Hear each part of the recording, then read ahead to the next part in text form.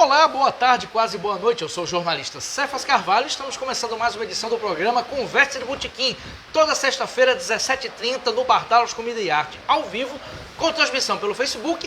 Uma entrevista com alguém que faz cultura, que faz cidadania, que empreende, enfim, que faz alguma coisa pelo Rio Grande do Norte. E no programa de hoje, como você pode ver, tem o prazer, a honra e a alegria de ter aqui Ana Morena, produtora musical e musicista. Ana Morena, bem-vinda ao Conversa de Botequim. Muito obrigada, Cefas. Estou muito feliz de estar aqui. Eu adoro quando me chamam para falar sobre cultura, música, arte. Tô junto. E vamos conversar bastante sobre isso.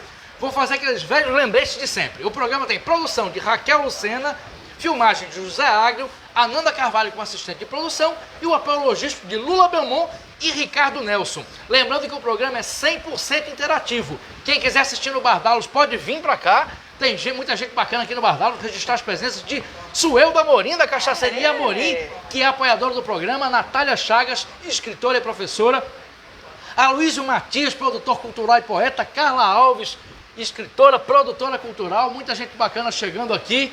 E daqui a pouco eu anuncio mais pessoas aqui. Carlos Eduardo Fernandes Amorim, empreendedor, empresário chegando aqui. Muita gente bacana. Clotilde Tavares também aqui. Tá chique, hein, hoje aqui, menino. Grandes nomes aqui hoje. Que já foi entrevistada e é mãe de Ana Morena. Enfim, e vou fazer aquele velho lembrete. O programa é interativo. Você, onde estiver assistindo, pode e deve fazer perguntas, dar pitacos, sugestões. Eu vou perguntando aqui para Ana Morena na medida do possível. Ana Morena, a primeira pergunta eu que vou fazer. A tradição do programa é a gente sempre começar sobre como uma pessoa começou naquilo que se tornou. Tá. Ou seja, você, musicista, baixista, conhecidíssimo de diversas bandas, Camarões, Orquestra Greiosa, a gente vai falar sobre isso tudo aqui. Mas como é que começou tudo? Assim, eu conheço um pouco, sua mãe está aqui, já entrevistei sua mãe, mas assim, para quem não lhe conhece, como começou tudo? Você desde pequena, desde criança que gosta de música, você tinha instrumentos em casa, como é que começou tudo, Ana? Olha, é assim, né, uma pessoa que vem de uma família de artista, né, de pessoas que são da arte, eu tenho, além da minha mãe, que é escritora, do teatro, eu tenho um tio que também é músico e um irmão que é músico. E eu acho que na verdade eu comecei no teatro, né?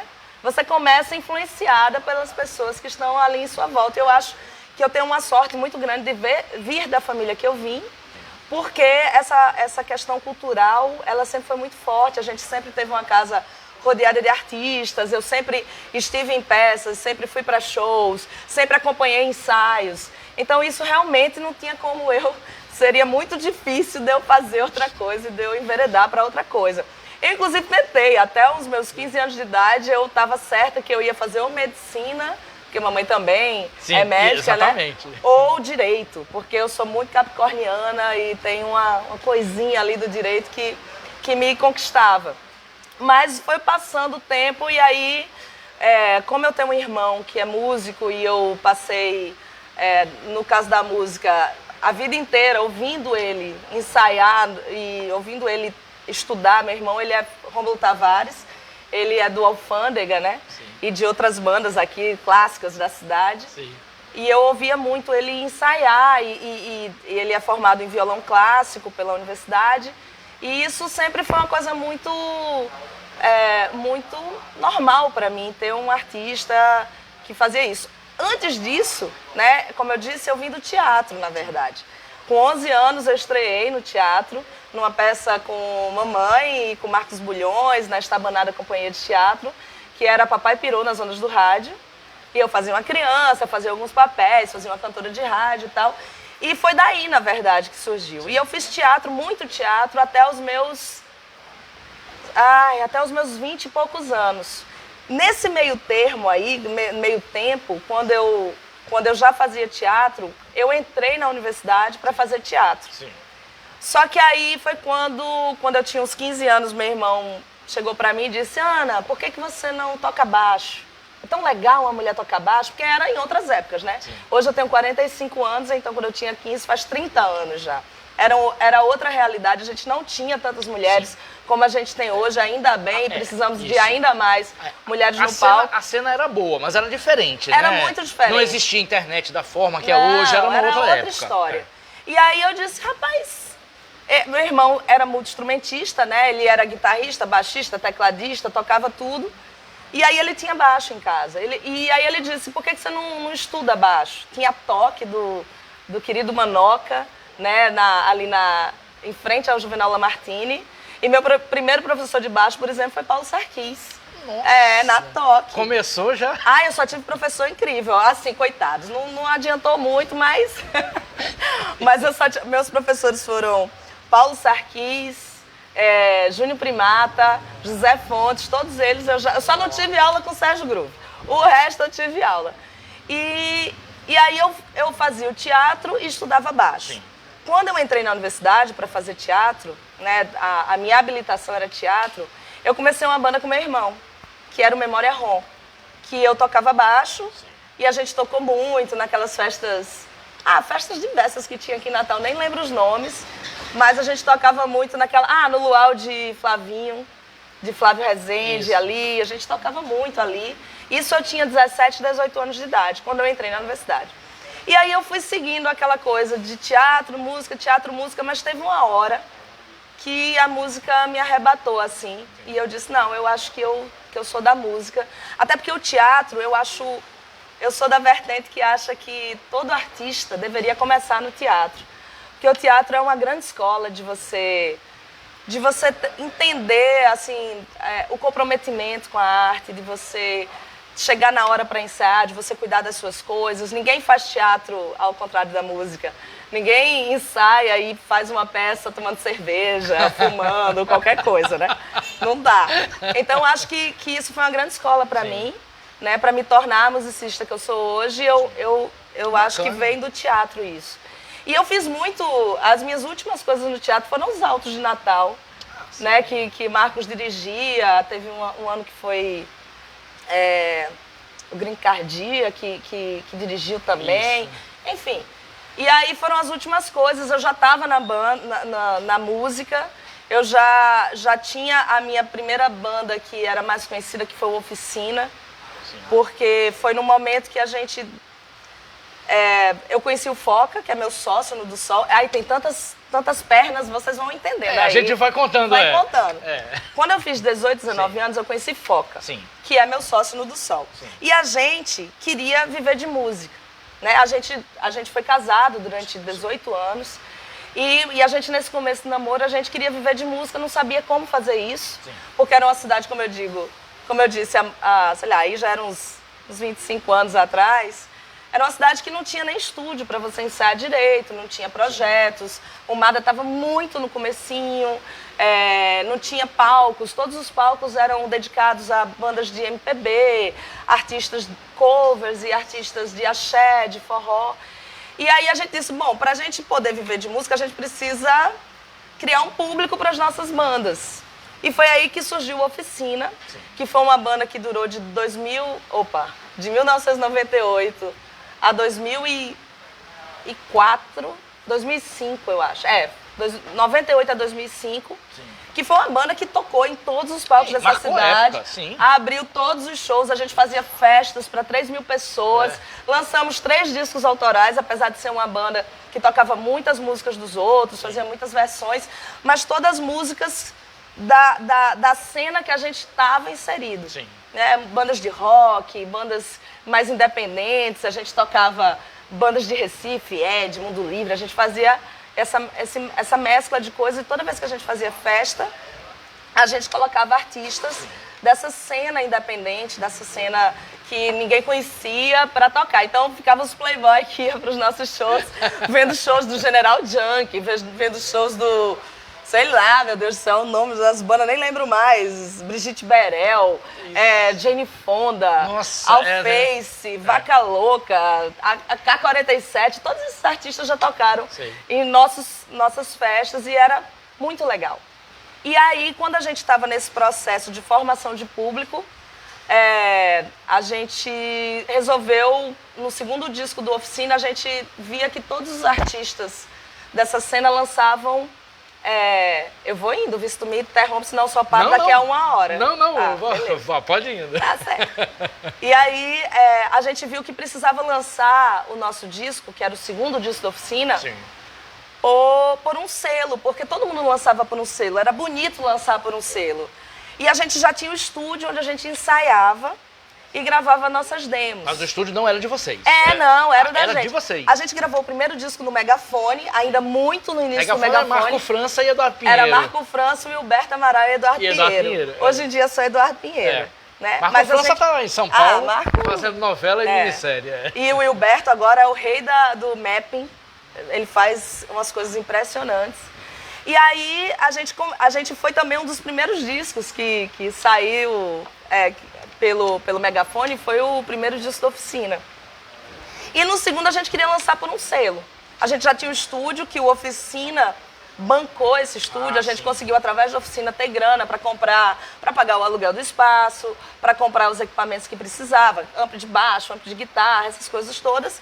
E também a gente virou um lugar onde outras pessoas se chegavam, né? Um lugar onde tinha outras bandas que tinham a ver com a gente, que também ensaiavam lá, que também queriam gravavam demos, gravavam...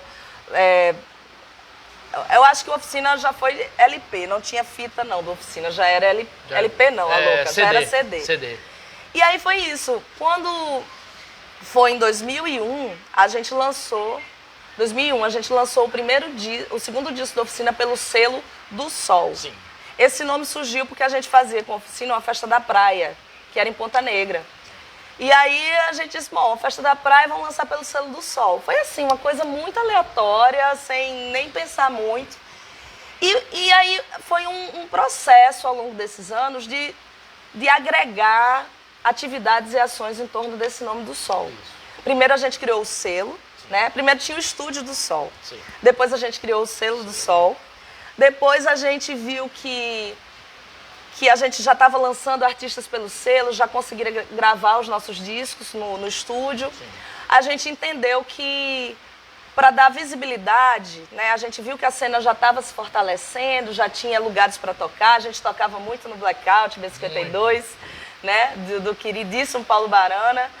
E naquela rua ali também, Armazém do Cais, tinha outro Bar da Lata. Vocês eram quase onipresentes, né? Na Rua Chile. Tocava muito. Marcou uma época para uma geração. Sim. As pessoas se encontram e dizem assim, você lembra no Blackout? Sim. Lembro. Casais foram formados lá. Muita. Nossa, até hoje o povo diz, você era cantora, né? E tinha outras bandas, era a gente, tinha o Boca de Sino também, que era muito... Que é uma banda até mais antiga que a gente. Também marcou época. Marcou demais. E o Inácio Toca Trompete, que é outra banda também dessa época. E o Mad Dogs, que também é uma banda que a gente fazia muitos shows, que era Oficina, Mad Dogs, Inácio e Boca de Sino. CBI esteve aqui nessa mesa, Sim. Contou uma parte dessa história. Pronto, exatamente. E aí, quando a gente estava já há alguns anos fazendo isso, a gente viu que precisava de um evento que desse uma visibilidade para esse trabalho com o selo, né? Uma visibilidade do que a gente estava fazendo aqui, porque a formação de público é uma coisa complicada. Você não tem tanta gente vendo coisas novas, ainda mais naquela época. Hoje em dia é bem melhor. E aí a gente resolveu fazer o Festival do Sol, que era um festival do selo. O primeiro do Sol foi em 2002, foi no Blackout B52, né, com 2 palcos ali internos, o Blackoutzinho e o B52. Foram 10 artistas do selo e deu em torno, não sei, acho que umas 400 pessoas, 500, foi um sucesso. Você não tá entendendo? Pra Natal daquela época. Não, e bandas autorais, era só bandas autorais. A gente ficou assim felizérrimo, porque foi um baita sucesso. E aí foi assim, a gente criou o Festival do Sol para ser um festival do selo. E aí, com o passar do tempo, a gente viu que precisava também de um espaço. Porque Paulo, ele não gostava de fazer as nossas festas, porque ele dizia que só dava gente feia e o povo não bebia. Paulo Barana. Mas é engraçado, porque ele foi um dos nossos grandes apoiadores de criar o Centro Cultural do Sol. Que a gente alugou ali onde era o Armazém do Cais, aquele espaço. E a gente não tinha nada, sabe, assim, era muito principiante, não tinha grana, não tinha nada. Aí ele ficou feliz da vida, porque a gente ia fazer no nosso canto, não precisava ele alugar pra gente o Blackout. E aí ele disse, pois eu vou dar duas geleiras para vocês. Aí ele nos deu 2 geleiras, que ajudou bastante, e deu vários toques, onde comprar cerveja e tal. O Paulo era um entusiasta, assim, ele nos ajudou muito no começo. E aí a gente criou o Centro Cultural do Sol, né? E aí vai indo, né? Porque o povo diz assim, hoje o do Sol é um combo cultural com 23 anos de atividade. A gente está em 24. 23 anos de atividade, com várias pernas. Hoje a gente é produtor de vários projetos culturais. A gente tem o Festival do Sol, fazemos em parceria com a Casa da Ribeira, o Circuito Cultural Ribeira, tem o Pôr do Som, tem o Descontro na Música, tem a Incubadora do Sol, tem uma infinidade de projetos que a gente articula. Temos também antigamente a gente tinha o Centro Cultural do Sol e agora, né, em 2023, a gente inaugurou a sede Cultural do Sol, que é um espaço nosso. 20 anos depois a gente conseguiu ter uma sede que tem uma sala, né, de shows para 60 pessoas. A gente tem uma videografia muito grande, uma documentação videográfica absurda, né, que eu acho, inclusive, que é o nosso principal legado hoje. Sim. É essa documentação da música independente do Brasil, né, no nosso YouTube, né, nos nossos HDs, porque o nosso YouTube é de 2008. Quando tudo era mato, a gente já estava lá lançando coisa. E hoje, eu olhando para trás, né, eu digo, nossa, é incrível, porque você vê bandas que não existem mais, bandas que ainda existem no comecinho, sabe? E isso eu acho que é um grande legado da gente. Com certeza. Essa documentação que a gente, desde o começo, a gente viu que era necessária, porque, como eu disse, você faz um show de uma banda incrível, sei lá, Tequila Baby, que é uma banda lá do Rio Grande do Sul, tem 50 pessoas vendo, você precisa propagar aquele conteúdo. Como? Com a documentação, para aquilo poder ser visto por mais gente. Então a gente sempre documentou muito bem os nossos projetos, os nossos shows, é tudo muito bem documentado. E a gente aí o povo fala assim, nossa, mas vocês têm muita coisa. Eu digo, tem, mas a gente não começou com muita coisa. A gente foi agregando, né? E a gente tem essa parte documental e tem vários projetos e ações, tem um estúdio onde boa parte da cena potiguar gravou seus discos, né? E se formou. Eu acho que a gente sim, sem falsa modéstia, um dos grandes impulsionadores da cultura potiguar, né? E como um farol, na verdade, para que mais pessoas venham, mais coisas aconteçam. A gente é muito entusiasta quando vê outras ações acontecendo. É até bom, porque dá uma relaxada, a gente pode sair um pouco do fronte, sabe? É uma coisa que eu acho que a coletividade ela é muito importante por isso. Porque quando você cansa, outra pessoa assume ali o protagonismo e você pode dar uma descansada, recarregar para continuar. Perfeito. Ana, para continuar a linha temporal, vamos passar da transição da Oficina para as outras bandas, como por exemplo Camarões. Tá. Aí como é que foi o prosseguimento da Oficina? Aí de repente vocês saem para todo mundo com uma banda instrumental de rock. Eu lembro que a gente que dizia, isso não vai dar certo, isso não vai dar certo. Quando que as pessoas vão... E daqui a pouco estavam vocês em Portugal, Espanha, França. Como é que foi esse processo? O Oficina, como a banda foi criada para a gente poder criar um mercado, para a gente poder atuar, na verdade o objetivo da Oficina era esse, criar público e fazer uma economia ali circular para a gente poder ter as nossas bandas autorais mesmo. Lançar discos, sabe, fazer essas coisas. No segundo ano do Festival do Sol, que a gente se consolidou, a gente fez um do Sol muito grande, com muitos artistas de fora, né? Porque a gente viu que para a cena evoluir, para a cena amadurecer, a gente precisava desse intercâmbio. Uma cena que fica girando em torno de si mesma, ela não progride. Então a gente fez um do Sol grande, teve Devotos, teve um monte de Gran, Forgotten Boys, um monte de artista do hardcore, que na época era muito forte, Dead Fish e tal. E aí a gente, nesse ano, foi o último ano da Oficina, a gente encerrou a banda em cima do palco, porque a gente achou que ela já tinha cumprido essa missão. E aí a gente passou, Foca tinha outras bandas, tinha o Alface, que era uma banda de hardcore melódico. E eu fiquei ali um pouco sem banda durante uma época. Tive algumas bandas que gravou, mas que não fez show. E aí a gente gostava muito de uma banda chamada Retrofoguetes, que é uma banda da Bahia, banda instrumental de surf music incrível. Banda Surf Music da Bahia. Era incrível, assim, porque era uma banda divertidérrima, super dançante.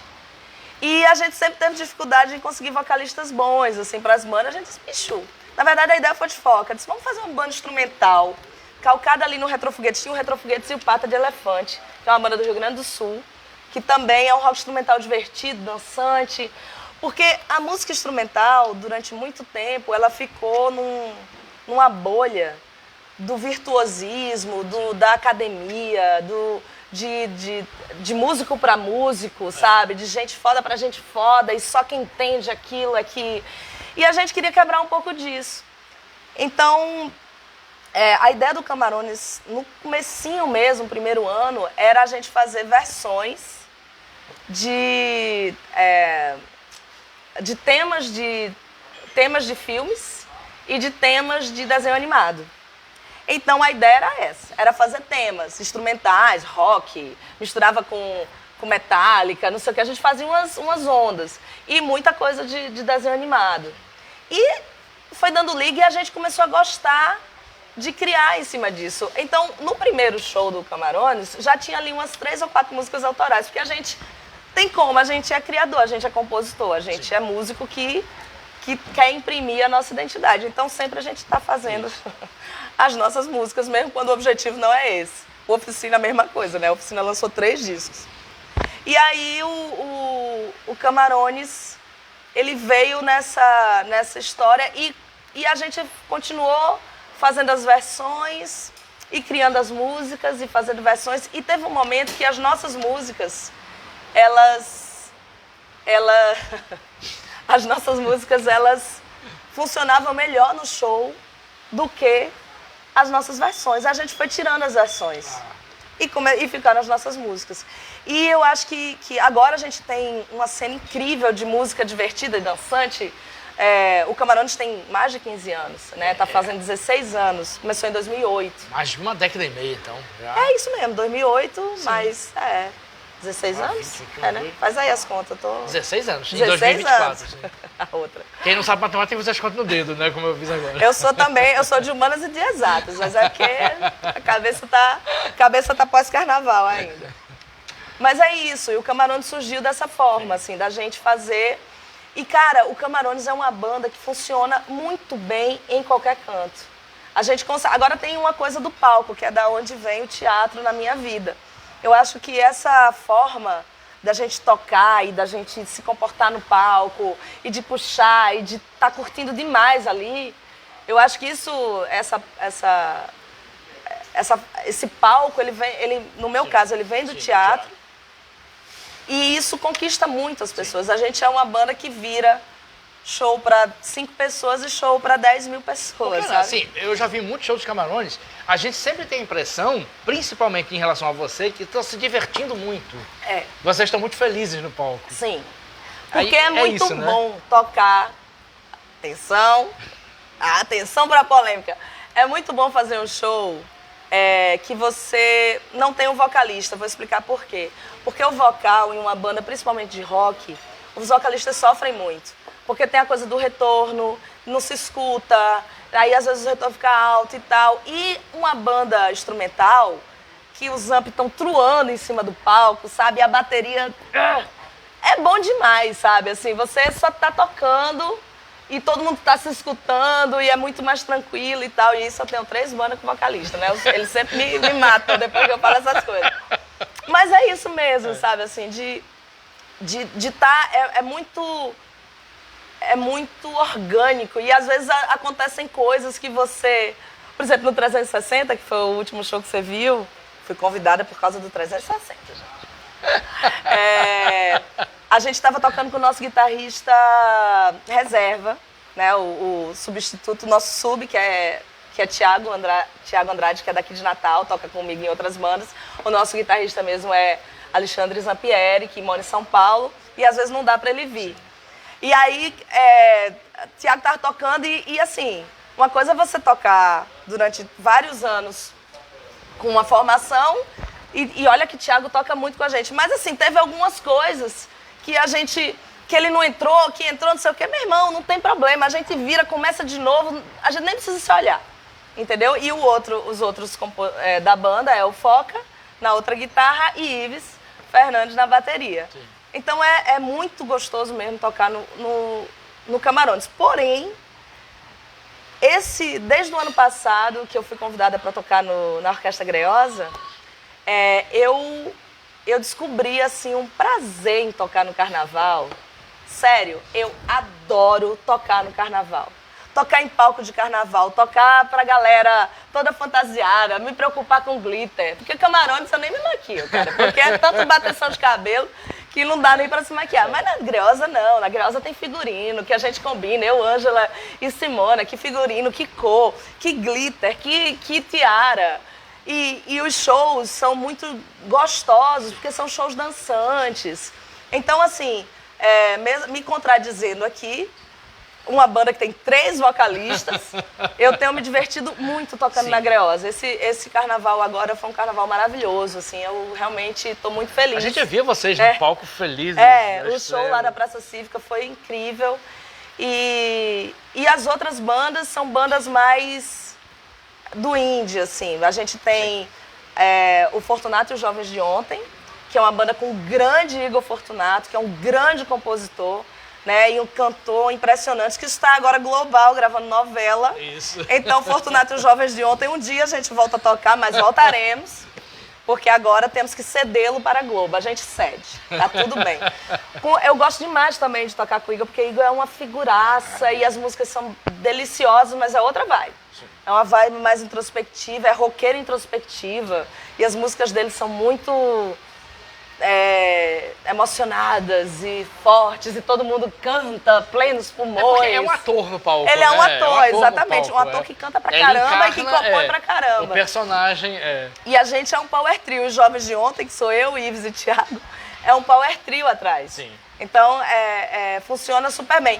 E a outra banda, que é uma banda praticamente de estúdio, ela é o Equilibristas do Mundo Torto, que é uma banda que a gente se juntou para fazer umas músicas. Vez por outra toca. Tem uns 3 ou 4 shows dessa banda só, e é isso mesmo. E Igor também tá nela, então só quando o Igor voltar que a gente vai retomar. Pronto. Tem mais perguntas sobre Camarões, mas tem comentário aqui. Sebastião Alves Maia. Maravilha de fala rica dessa menina. Adoro ela. Adoro. Essa menina, adoro. Uma pessoa de 45 anos, adoro. Mas é uma menina. Parabéns e boa tarde. Valeu, Sebastião. Continua acompanhando. Ivan Nery dos Reis, direto de Bahia Formosa. Boa tarde. Valeu, Ivan. Abração pra você e Mariana. Liane Dulce. Boa tarde. Papo muito interessante. Valeu, Liane. Manuel Bonfim Lira, que deve estar em Iguatu ou deve estar rodando no Nordeste. Acompanha a gente sempre. Sempre. Boa tarde, amigos. Assistindo aqui de Juazeiro do Norte. Ixi, Maria. Bonfim não para numa cidade. Valeu, Bonfim. Conversa Botequim tá numa cidade diferente. Não é isso, que onda. Muito bom. Internet, né, gente? Sua conversa de botequim com Ana Morena, roqueira, guitarrista arretada. Nosso abraço, valeu, Janaína, pra você e pra ela. Sérgio Pinheiro, o Serjão, policial federal aposentado, sucesso garantido. Valeu, Serjão. Mandem perguntas aqui, comentários, enfim, programa interativo. Ana, eu sou baixista, hein? Mas a banda chama Orquestra Guitarrística mesmo, porque é calcada as vozes. É uma banda instrumental. Sim. Onde as vozes, elas estão nas guitarras, né? Mas a graça, o gostoso das bandas tá no baixo, gente. Fica a dica aí. Fica a dica. Ana, o Camarões, eu sempre gostei do Camarões desde as primeiras vezes que eu vi. Sim. Atraiu um séquito de fãs aqui. A proposta parecia muito boa, mas de repente a gente começou a ver vocês ganharem o mundo. Foi show em Portugal, Espanha, França. Às vezes na PNTV, Pinto Júnior dizia, você entrevista Ana Morena em Foca? Aí quando eu vi a agenda de vocês, vocês estavam na Europa. Tava longe. Pinto, não dá, eles estão na Europa. Como é que foi esse processo, Ana? De repente vocês estão lá na Rua Chile, estão na Ribeira, estão em Ponta Negra, e de repente vocês estão na Europa, na Argentina. Como é que foi esse processo? Cara, é engraçado, porque o Camarões toca pouco em Natal. A gente toca raramente. Eita. Porque é uma banda, né, assim... A gente conseguiu, inclusive agora, de 2016 pra cá, A gente trocou muito de formação ao longo desses anos, porque justamente por isso, porque agora a gente conseguiu consolidar 4 pessoas que gostam da mesma coisa e que podem estar fazendo a mesma coisa, que é cair em estrada. A gente gosta de estar na estrada. Inclusive o Camarones é uma plataforma fundamental para a gente conhecer artistas novos para o do Sol. Para o do Sol, é. Para trazer para o do Sol. Tem um link entre uma coisa e outra. Exatamente, porque a gente gosta de desbravar a rota. A mesma coisa que a gente faz com o do Sol aqui, que é de fomentar uma cena, de procurar artistas novos, de estar sempre movimentando e trazendo visibilidade. Com o Camarones, a gente gosta de desbravar rotas e abrir essas rotas para que outros artistas possam também, né, segui-las. Então a gente é uma banda que já foi de carro de Natal até Salvador, de Natal até Belém, já pegou um avião, desceu em São Paulo e desceu até o Rio Grande do Sul e voltou. Agora isso parando de 200 e 300 quilômetros, a gente para tocar em alguma cidade. Então, como a gente também tem uma rede muito forte por causa do tempo que tem o do Sol, por causa das nossas outras bandas, por causa de tantos amigos e tantas coisas que a gente já faz, né, a gente consegue mapear esses lugares e, às vezes, criar lugares. A gente inferniza, produtor de cidade que não tem nada, a gente enche o saco. Em Fortaleza, por exemplo, a gente tem um amigo, que é o Rafael Bandeira, né, que a gente criou o Centro Cultural do Sol, focado no Rei Road lá, que ele tem um espaço, que era tipo o Centro Cultural do Sol daqui, chamado Rei Road. E a gente infernizou ele para ele criar o festival dele, que ele não tinha festival, ele tinha só o espaço, ele criou o Ponto CE. Então, assim, isso faz parte também, né? E aí a gente... Cara, arte e cultura é movimento, né? A gente precisa estar em movimento, a gente precisa estar interagindo, a gente precisa estar conhecendo coisas novas. Todo artista, ele sempre se acha assim, o alecrim dourado, né? Ai, eu sou único, só eu sou sensacional, nossa, que banda incrível, que composição incrível. Aí você começa a circular. Sim. Aí você começa a entender que tem várias outras pessoas incríveis, né, por aí, que às vezes você não conheceria se você não estivesse circulando. E a gente gosta muito de fazer isso. E por exemplo, desde a pandemia que a gente não consegue circular do jeito que a gente gosta, porque tem toda uma retomada, né, dos projetos e de outras coisas que estavam meio represadas. Eu acho que agora, em 2024, é que a coisa normalizou e eu quero cair em estrada com o Camarones de novo, sim, porque faz falta essa interação com outras cenas, né? A gente tem uma interação muito boa com a cena da Paraíba, que a gente nem considera mais fronteira, a gente já está meio misturado mesmo. Mas as outras cidades, os outros estados, a gente quer, por exemplo, eu quero de novo ir até Salvador de carro, quero até Belém de carro, não sei, mas a pessoa também, né, vai ficando mais velha e vai pensando. Mas continuar nessa coisa das rotas, sabe? Eu acho muito importante e é um legado do Camarones, né? Eu acho que a gente só se mantém ativo há 16 anos por causa disso. Por isso que eu tô doida para voltar para a estrada. E a Europa e não sei o quê, a mesma coisa. Pronto, isso que eu ia perguntar. E como é que entrou? Você até então falou em ir de carro para Belém, Salvador, mas e a Europa? Como é que entrou nisso? Cara, a gente tava já num circuito muito forte, a gente já tinha circulado por todos os estados, por todas as regiões. Eu acho que o Camarones só não foi uns, sei lá, pouquíssimos estados do Brasil. E aí a gente viu muitos artistas parecidos com a gente que estavam fazendo turnês para a Europa. E tem um festival muito massa chamado... Não, primeiro a gente começou pertinho. Sim. A gente começou pela América Latina. Sim, vocês foram. Argentina, várias vezes. Argentina, Chile, Uruguai. Sim. A gente foi algumas vezes nesses países, porque a gente também trazia artistas para o do Sol. Sim. E aí já cria um link que você já consegue fazer uma rota legal. Agora sim, a gente consegue ir porque a gente é organizado. Sim. E a gente é sangue nos olhos, sim, sabe? A gente vai mesmo. Então, o que acontece? Você consegue ali uns cachês, umas... Olha aí, ó. Um queijinho.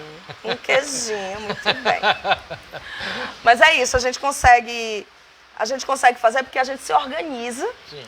para tornar sustentável essa circulação para uma banda de rock instrumental que não é uma banda famosa, Obrigado, não é uma querido. banda conhecida, entendeu? Então, essas coisas, elas partem, acredito eu, a gente tem uma tecnologia interna, a gente tem 4 produtores na banda, né? Tem eu e Foca, que somos mais produtores culturais, Foca também é produtor musical, e os outros são todos produtores musicais. Sim. E também são pessoas que interagem muito com artistas.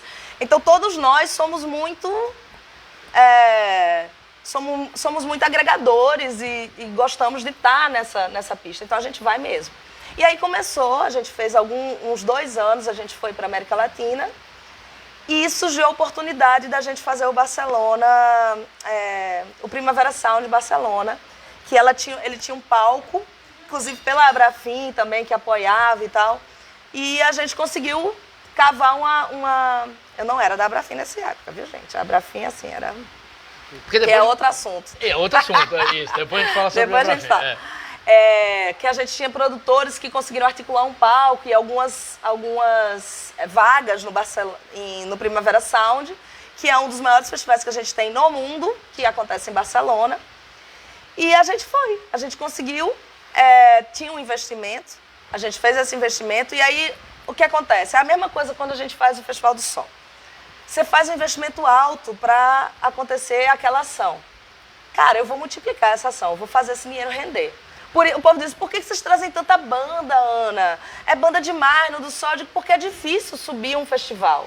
É difícil você botar na rua um festival. Então, se eu botei na rua, eu vou tentar abarcar o maior número de artistas que estão circulando, artistas da cidade. E é a mesma coisa numa turnê. Se eu estou me organizando, me investindo alto para fazer uma ação massa, como é tocar no Primavera Sound... Ah, amiga, eu não vou só tocar no Primavera Sound, não. Eu vou fazer já que tá lá, 20 dias de show na Europa. E aí foi isso que a gente fez. E aí a gente conseguiu mais 2 festivais bons, que foi o Primavera Sound, o Liverpool Sound City e outro festival que eu não lembro o nome, que foi na Suíça, enfim. E a gente começou a encher de show com amigos que moravam lá, que deram dicas. A gente também... tentou alguns contatos com artistas, mas a gente não conseguiu muito nessa época, não tem problema, stalkeamos, a internet já existia, mandamos e-mail, mandamos inbox, fizemos o diabo e a gente conseguiu. A primeira turnê da gente foi, sei lá, uns quase 30 dias, a gente tocando quase todo dia. Portugal é um país que eu conheço de cabo a rabo, já toquei, e é muito bom isso, porque... Menina, eu vou, né? Eu vou me embora. Vá? Que mamãe, ela é muito fã de história, de castelos, não sei o quê. Aí eu chegava, sei lá, numa cidade, Guimarães. Mãe, tô em Guimarães, em Portugal, vou tocar já, mas tem uma tarde livre. Ela, peraí que eu vou lhe dizer qual é o castelo que você vai visitar, ou a igreja que você vai visitar. Aí os meninos ficavam meio assim. Eu digo, então fiquem, porque eu vou. Todas as igrejas das cidades e castelos que eu estive, eu visitei e é maravilhoso. Olha aqui, mãe. Na terceira vez que a gente foi, eu já não queria tanto, porque eu já tinha, né, a pessoa já abusa. Mas foi isso, a gente realmente cavou, porque a gente queria circular para ver outras coisas. Vocês tocaram em quantos países da Europa, no total, Ana? Eita, uns Lembra? 10. 10? Portugal, Espanha, França, Suíça... Alemanha, a outra já ali, o que mais? Peraí, Tocaram no leste europeu? No leste europeu... Não, o mais longe... Eu sou meio cretina topográfica, hein, gente? Eu preciso olhar o mapa aqui. O mais longe eu acho que foi Suíça. Alemanha. Deixa eu lhe perguntar, Ana. Teve algum momento bizarro, estranho, engraçado? Cara, teve vários. Então, conta algum deles. De estranhamento. Cara, de estranhamento, por incrível que pareça, não. Não? De acharem que brasileiro só toca samba? Não, não? Isso não. Acho que muito por causa do circuito que a gente estava fazendo. Né? A gente tocou numa casa que toca muito samba em Coimbra, chamada Casa Brasil. É uma coisa assim, Casa Brasil. Mas gostaram muito, tanto é que teve o bis, que é engraçado em Portugal, que é só mais uma, é uma coisa assim. O português uma criatura muito receptiva, apesar do que as pessoas dizem. Tivemos algumas questões, mas na maioria das pessoas são muito queridas. Choque assim. cultural. O choque cultural, por exemplo, na França, eu senti um pouco, sabe? A gente foi para Montpellier, para uma praia, Sète, Paris, e eu senti um pouco o choque cultural, mas é engraçado, porque eu andava na rua e eu escutava as pessoas dizer brasileira. Por certo, eu tenho o estereótipo da brasileira. Era engraçado, ou porque... Aí eu perguntava por quê, disse, você sorri muito. Nossa! Tá bom, eu aceito, não tem problema. Se for por isso, tá tudo bem. Mas assim, tem uma história muito engraçada que eu me perdi em Paris. A gente tocou, foi incrível. Perder em Paris, quem não quer, né? Não, mas foi assim. A van da gente, em Paris é uma cidade que os estacionamentos são todos embaixo. Né? São todos, você desce, aí são todos subterrâneos. E eu me perdi porque aquela animação, massa, show incrível, legal, vou pegar a van pra gente ir embora, que a gente faz tudo de carro. E aí, por algum motivo, eu achei que meu celular estava na bolsa, no casaco. E alguém tirou meu celular do casaco para fazer um vídeo, uma coisa, ele não estava. Só que eu peguei o casaco e fui andando, liguei o carro. Quando eu saí, que eu fui pegar o casaco para botar no GPS, cadê o casaco? Cadê o GPS? E lá é assim, é como se fosse aquelas pistas de 5 vias. E eu saí do estacionamento. E eu não podia ficar parada. E aí eu comecei a andar e dizendo, meu Deus, eu vou para onde? Porque você entra no estacionamento aqui e sai lá. E aí eu comecei a ficar desesperada. Aí tem coisas que só, eu não sei, a pessoa baixa a bola e diz, calma, vamos resolver, o que é que a gente vai fazer? Para de andar nessas pistas grandes e entra numa ruazinha para você começar a voltar. Sim. E a gente estava perto do Pompidou, acho que fala assim, que é um grande... o Centro Jorge Pompidou. Isso, é impressionante, muito famoso e tal. Eu digo, beleza, eu preciso ir para o Pompidou. Só que eu falo pessimamente inglês, não falo francês. Mas comecei, entrei, aí parei num restaurante. E os franceses, eles têm preguiça, sabe? De turistas, tem muita preguiça. E aí eu parava na ruazinha assim e chamava porque eu não podia descer do carro, não tinha estacionamento, era assim, parava mesmo, ligava o pisca-alerta. Aí lá vinha a pessoa. Aí eu dizia no meu inglês terrível, eu tô perdida, me ajude, por favor. Estou sem meu GPS e eu preciso ir pro Pompidou. Aí a pessoa olhava assim e dizia, ixi. Aí dizia assim, vai em frente, mais na frente você pergunta. Aí eu ia mais na frente. Tinha outra, vem. Aí ela disse, ixi, vai ser ruim. Ela falando em inglês, né? Vai ser ruim de você encontrar sozinha. Eu digo, mas eu não tenho o que fazer. Ela diz, vai mais na frente que vai então assim. Eu, beleza. Aí eu já estava há 30 minutos nessa história. E ir pra frente, De ir pra frente, não conseguia, entrava e dava a volta. Aí teve uma hora que eu parei numa ruelazinha, assim. E a van da gente era uma van que tinha... Era um furgão. Tinha a parte da frente, aí abria aquela porta atrás, Sim. que tinha um banco, e atrás era todo vazio, que era onde a gente botava os equipamentos. E entre essa parte de trás e a parte da frente, tinha uma grade. Porque é uma coisa, se você bate, os equipamentos, eles não matam o motorista, matam só quem tá atrás, né? Enfim. Mas beleza, o motorista sai salvo. E aí, eu parei numa ruela, olhei pro lado, aí tinha 3 caras. Com cara de gente fina, sabe? Três caras assim dos seus 35, tudo meio Mauricinho. Cara de gente fina, tudo com as suas cervejinhas. Aí eu chamei, né? Aí no meu inglês horrível eu disse, por favor, eu estou perdida há mais de meia hora.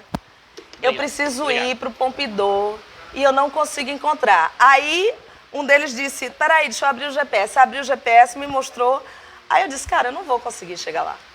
Aí eu disse, eu não vou conseguir chegar lá. Venham comigo, por favor.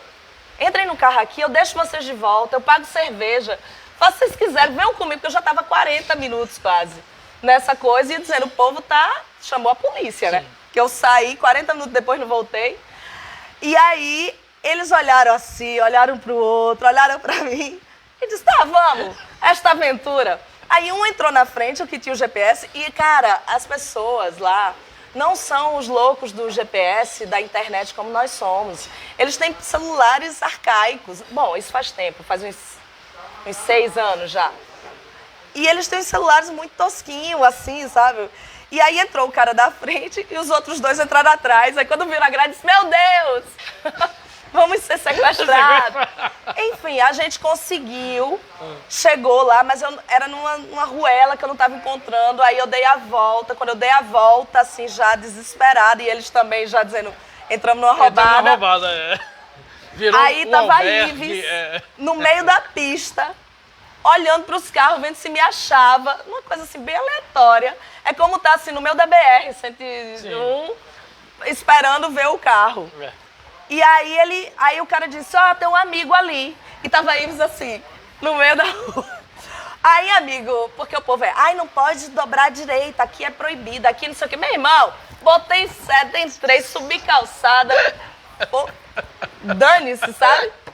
Entrei, aí, quando eu cheguei no bar, você não tá entendendo, a festa tinha acabado, tava todo mundo na rua, desesperado, atrás de mim. Onde está a Ana? Onde está a Ana? Aí eu cheguei, paguei umas tulipas desse tamanho de cerveja pra eles, tem uma foto, né, E eles pensando, ufa, não, aí escapamos. Escapamos, mas foi assim, uma diversão, foi uma dos... Eu tenho um frio na barriga quando eu lembro dessa história, porque não foi fácil, cara, assim, você tá no centro de Paris, naquela loucura, e conseguir voltar, aí o jeitinho brasileiro e o sorriso ajudou. E história de palco, Ana? História de uma dinâmica de palco estranha, alguém já subiu no palco, já pediu tem. que não devia. Ai, tem muita história, mas conta assim, algumas, de palco com Camarones, tem uma engraçadíssima agora, mas que foi no interior desses, eu acho que é interior de Pernambuco, interior brabaço, assim, lá pra dentro. Zona da Mata?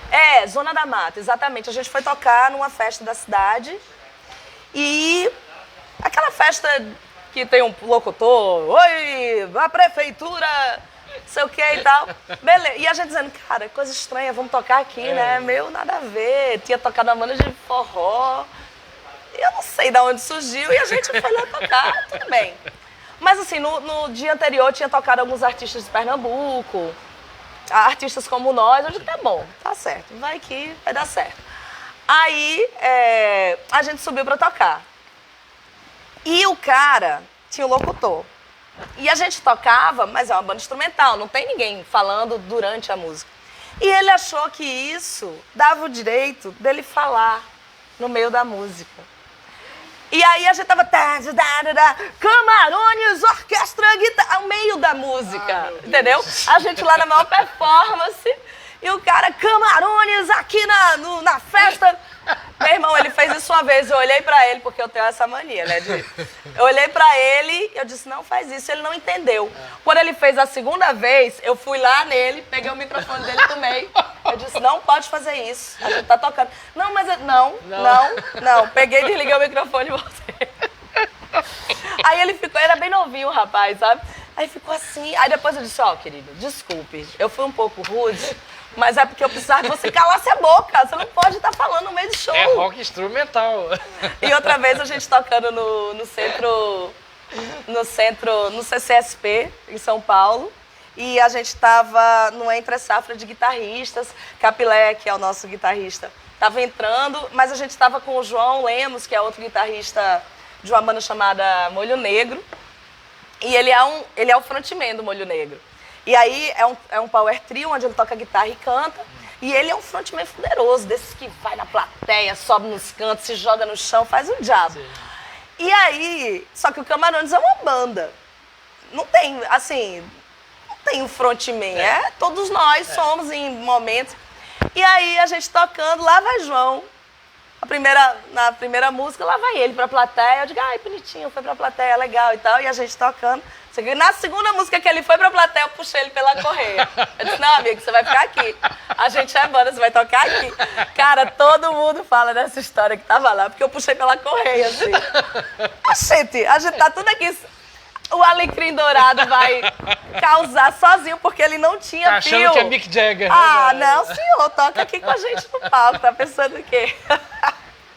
Tem várias histórias. Nossa. Ai, muitas histórias. Ai, tô quente, calor. A gente tá aqui no Conversa de Botequim com Ana Morena, falando sobre rock potiguar. Pode fazer pergunta, pitaco, sugestão, palpite, Gente, enfim. as pessoas estão vivas depois desse carnaval. Foi bom esse carnaval, hein, gente? Nossa, foi bom, né? Foi bom. Aqui, menino, foi bom demais. Sobrevivemos todos. Ana, vamos falar da Orquestra Greiosa, que é uma das coisas mais divertidas. Você gosta? Adoro a Orquestra Greiosa. Eu também. Como é que foi o convite para você entrar? Como é que é a dinâmica da banda? Fala um pouquinho da Orquestra Ela Greiosa. também gosta. Cara, a Greiosa eu vou falar, mas assim, eu sou eu sou uma aquisição posterior, né? A caçula. Eu sou a mirim lá do rolê. A Orquestra Greiosa eu acompanho desde cedo porque o bloco da Greiosa eu sempre participei, sempre ajudei, sempre foi um projeto que eu estava envolvida. Mas a banda, realmente eu recebi o convite em 2023. A ideia de Foca sempre foi fazer uma junção de artistas da cidade que tocam em várias bandas e que são artistas, compositores, cantores e ótimos instrumentistas e tal. Mas que não tinham, na verdade, uma banda de carnaval. Era pegar esses artistas e fazer um aglomerado, né? A gente chama que é como é que é o nome? É o não sei o que, etílico, como é, meu Deus? Esqueci, não sei o que, etílico Orquestra Greiosa, que é uma aglomeração, tem outro nome. Que é isso, que é trazer artistas que não estavam nesse circuito de carnaval, para fazer uma banda de carnaval e ver o que é que isso ia dar. E eu acho que depois desses anos todos, eu acho que deu muito certo. Acho que Foca é um cara muito bom das ideias, assim, ele é um cara que tem ideias ótimas. E ele é, como é que eu vou dizer, ele continua, ele é persistente.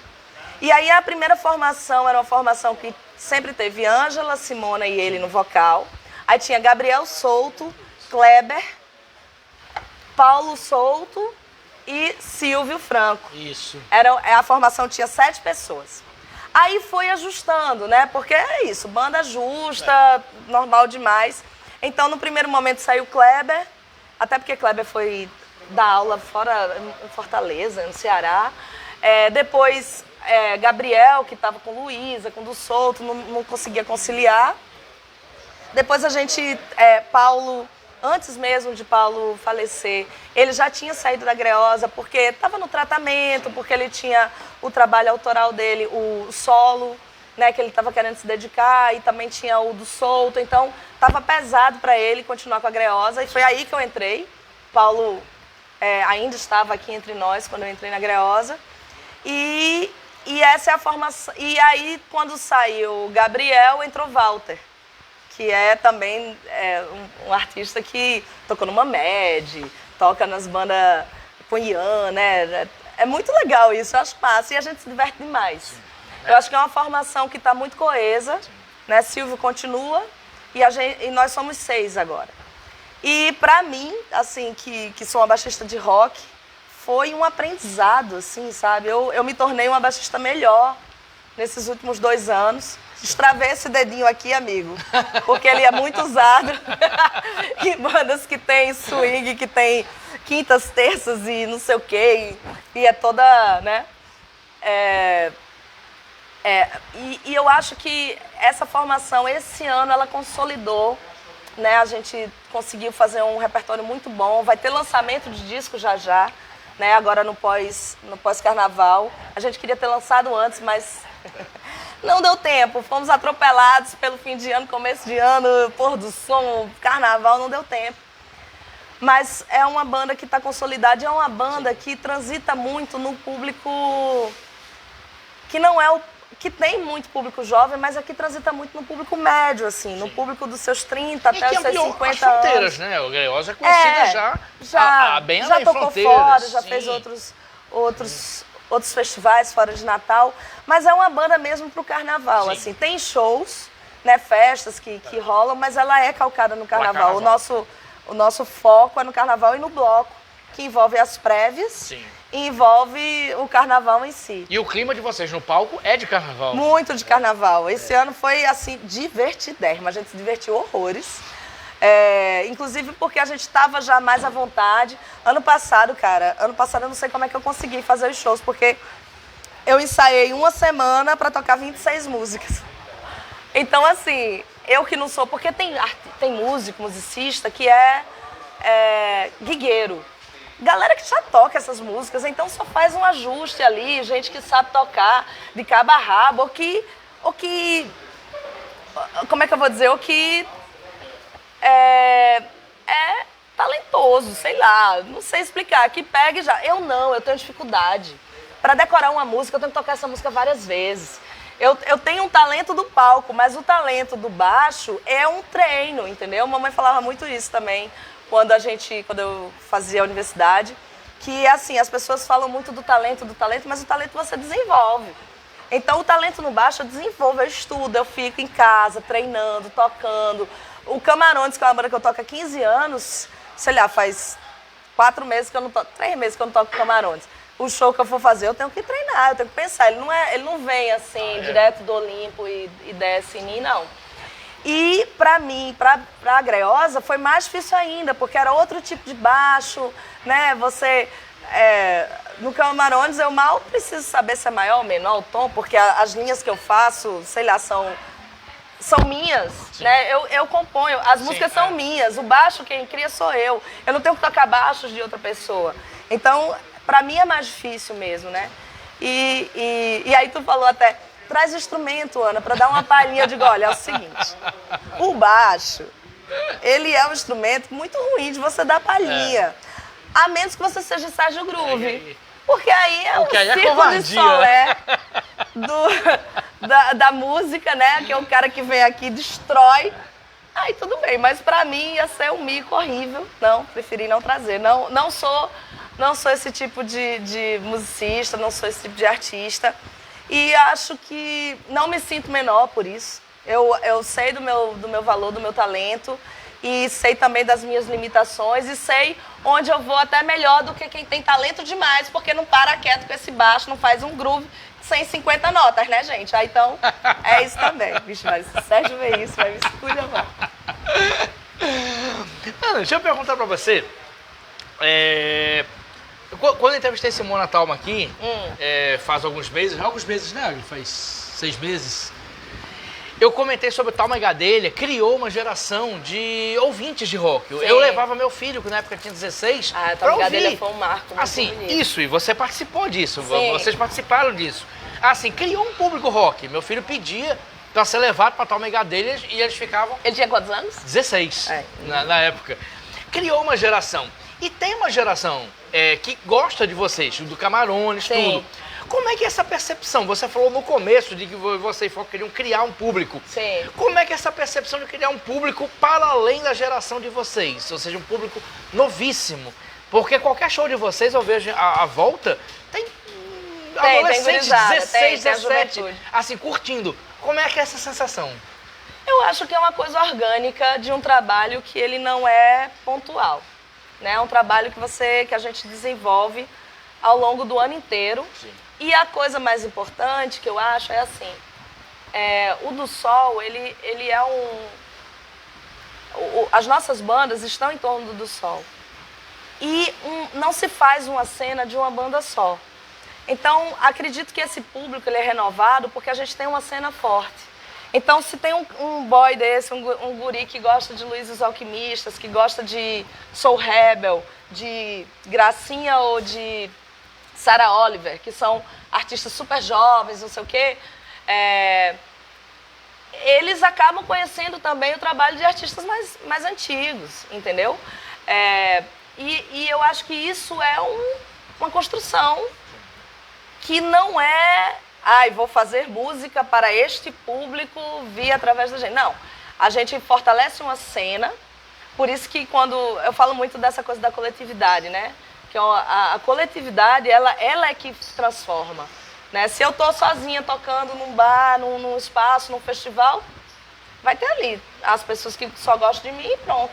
Mas se eu estou tocando com a ruma de gente, esse público, que eu falo que a mistura é importante para os artistas se fortalecerem, mas também para o público se fortalecer. Sim. Né? Porque se eu estou num show do Souto e conheço Sarah Oliver, se eu estou do Souto e conheço o Soul Rebel, Scaring Boy, conheço Gracinha, como a gente fez lá no Pôr do Som, que mistura muito essas vertentes, e eu não aceito, assim, eu sou muito taxativa em não permitir que o público dite o que eu, como curadora e como formadora de, assim, como essa pessoa que constrói uma história, eu não permito que o público dite o que eu devo fazer. Porque tá errado.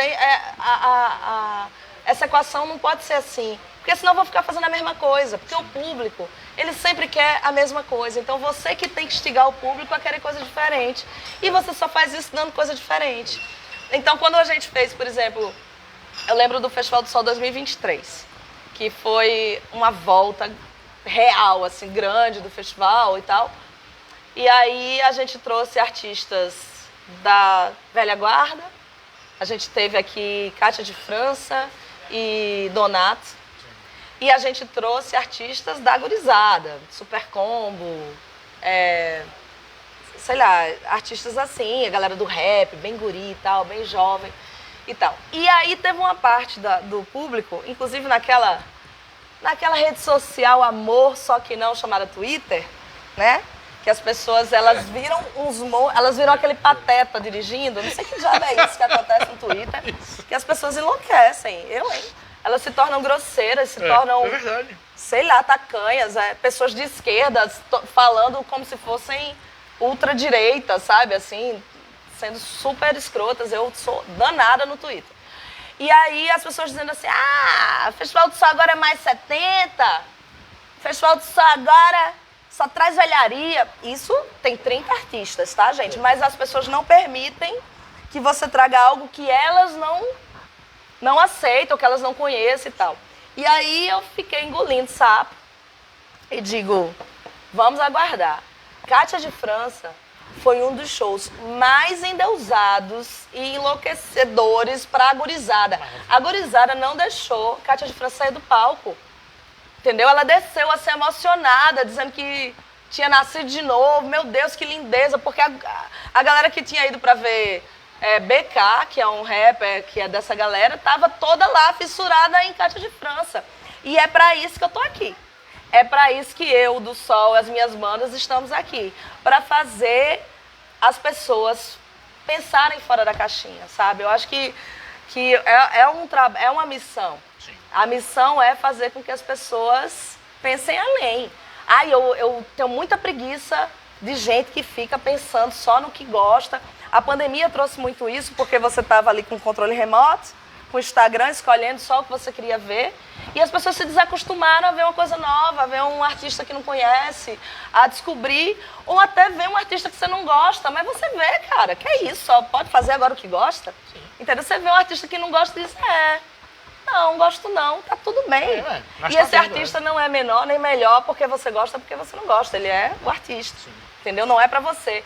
E como diria meu tio Braulio, todo artista tem seu público e isso é uma verdade, entendeu? E é uma coisa também que muita gente falou assim ao longo desse tempo, que era, o do Sol agora não tem rock mais. Amigo, do Sol tem rock pra caramba. Só que não tem só rock, porque ainda bem que as coisas diversificaram, porque a gente só progride na diversidade, na pluralidade, na mistura. Então, a cena que antigamente só tinha banda de rock, hardcore, punk rock e metal, agora tem punk rock, hardcore, metal e todo o resto. Olha que lindeza isso, sabe? Essa cena me representa. Mesmo eu ainda sendo roqueira e curtindo rock, etc. E isso foi uma coisa que a gente bateu muito o pé na coisa do metal, porque o metal é um circuito que ainda tem muita misoginia, tem muita LGBTfobia. É fechado, né? Ainda tem as vertentes, mas tem muito disso, sabe? E aí eu só aceito trazer artistas que estão totalmente alinhados com o que a gente pensa. Então eu trouxe Cripta, que é uma banda só de mulher, uma das maiores bandas de metal que a gente tem nesse país, quiçá do mundo, entendeu? Aí essa é a linha. Perfeito. Ana, e como é que você vê a nova geração, a nova cena? A gente vê nomes, por exemplo, Preta Soul, Vic Cabulosa, tantos outros nomes. Qual é a sua visão sobre essa percepção sobre a novíssima cena da música? A Preta Soul, vou fazer aqui uma... Ela não é nova, Preta tá aí há muito tempo, Preta Soul. Eu digo assim, a percepção que as pessoas têm. Mas é Preta nova, tá aí na batalha, no rap há muitos anos e é uma verdade. das nossas grandes vozes aqui, que o show dela está impecável, é um dos melhores shows que a gente tem nessa cidade, é o de Preta Soul. Sim. Tocou nos meus projetos todos. Aí tem Vicky, tem a turma do Casa Suja, tem a turma que a gente está lançando, Ali do Black, tem a maravilhosa Jennifer C, né? Tem a maravilhosa Rávia. Gente, a gente tem uma cena de rap, né? Rap, trap, essa cena que circula assim, que está muito forte e eles estão muito unidos. Eu acho isso muito legal. Sim. E tem também a cena da turma que não é do rap, mas que mistura ali um pouco e que também se mistura, que é a galera Soul Rebel, a galera Gracinha, Sara, ai meu Deus, eu devia ter anotado, né? Porque aí a pessoa esquece, aí depois lá vem os problemas. Mas é isso, eu acho uma cena que ela tá amadurecendo a olhos vistos. Né? A gente lança muita coisa pela Incubadora do Sol. Sim. Muitos desses artistas que eu falei aqui, a gente já lançou pela Incubadora do Sol e vai continuar lançando mais novos artistas. E eu queria fazer um adendo dos artistas do interior, Sim. que são incríveis. A gente está, inclusive, tentando articular a volta para o interior, das ações do interior, do Sol Interior, com a Incubadora. A gente tem, ó, Caboclo, Compadre Caboclo, Caboclo de Jurema, tem a turma de Rafão, Black Witch, tem... Ai, meu Deus... Ai, eu vou esquecer dos nomes da banda, porque eu sou essa pessoa esquecida. Mas onde? assim, Mossoró, Currais Novos, Pau dos Ferros, entendeu? Que tem Eliano lá. Gente, sim. Tem muita coisa boa no interior do nosso Rio Grande do Norte que precisa ter visibilidade. E a gente, com o do Sol, a gente tenta. Mas realmente é mais complicado, como a gente está aqui sediado em Natal. Claro. Para a gente ir, a gente precisa de apoio, precisa de suporte, até porque essas ações, elas custam e elas são todas gratuitas. Mesmo assim vocês conseguem, né? De vez em quando. Conseguimos. A gente fez uma edição do Sol Interior em maio do ano passado, linda. A gente foi em Pau dos Ferros, não. A gente foi em Mossoró, Currais Novos, Santa Cruz, Caicó e Açu. Foi maravilhoso, entendeu? E a gente sabe que se a gente voltar todo ano, sim, ou se outras ações acontecerem, né, essa cena fica fortalecida.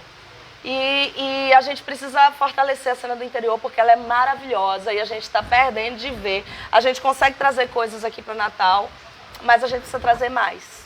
Perfeito.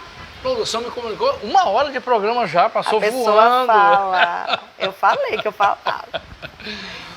Eu tinha mais 58 perguntas, mas deixa eu fazer uma por enquanto. Projetos para 2024, que está começando. O ano começou agora, né? Depois do Carnaval, o ano começou.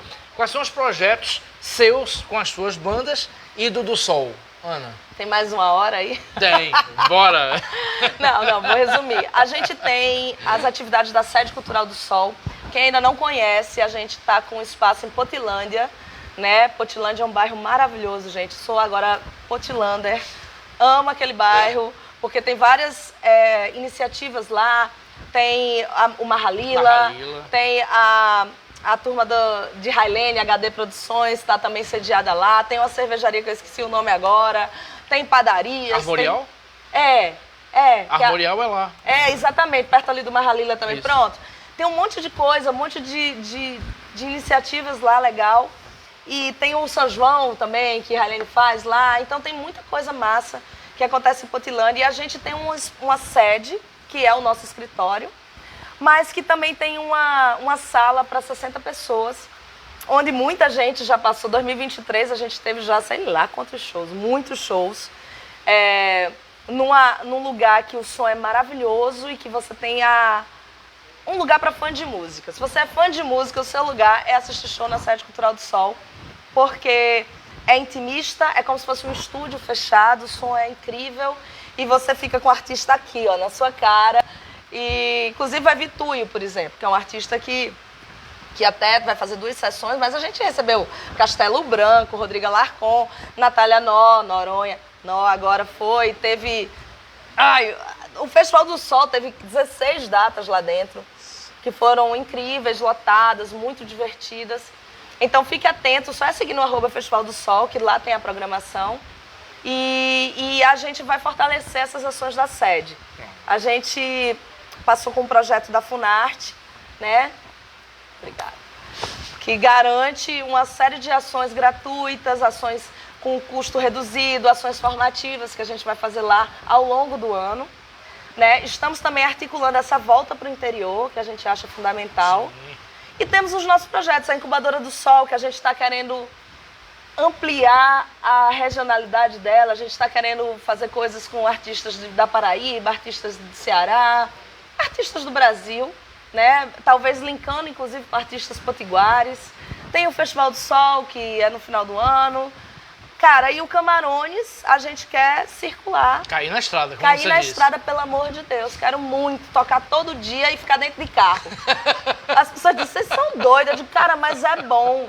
Quando você chega numa cidade, você, sabe, se conhece, se pertence naquela cidade também, com artistas que estão fazendo a mesma coisa que você. Isso é muito fortalecedor, assim, dá um gás, sabe? Dá um respiro para você entender que é importante o que você está fazendo. Quando Quitéria estava aqui, Quitéria Kelly, que até brilhou aqui na novela Renascer. Aí a gente só tem global, né, nessa cidade, gente. Então, tá fogo. Assim que é bom.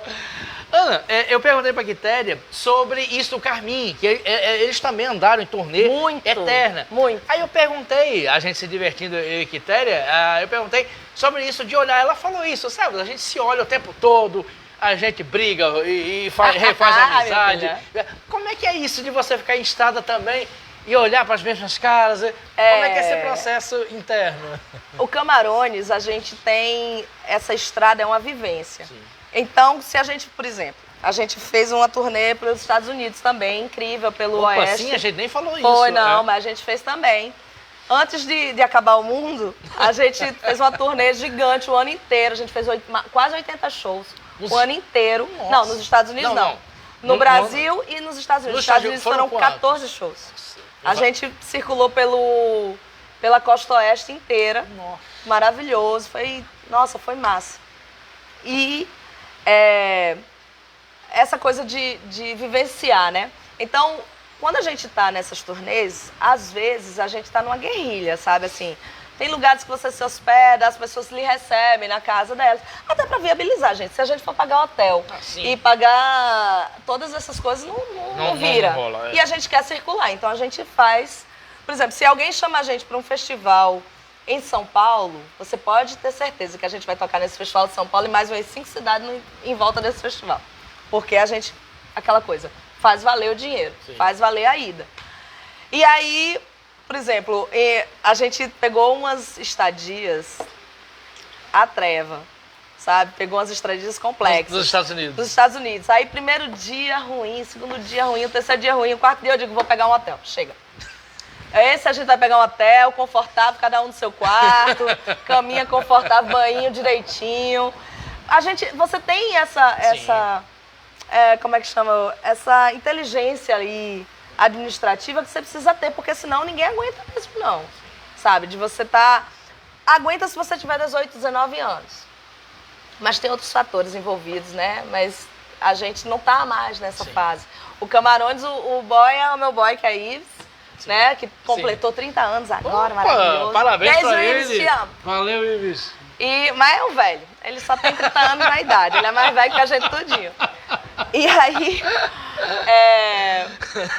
é isso. A gente tem que ter esse equilíbrio, né? Quando você viaja, você diz, tá, eu vou ter aqui 2 hospedagens ruins, a terceira a gente banca. Ou então a gente diz, não, a gente não se coloca em risco, né? E às vezes, por exemplo... O merchan é muito importante numa banda que está em circulação. Ele, às vezes, rende mais grana do que bilheteria, do que o cachê.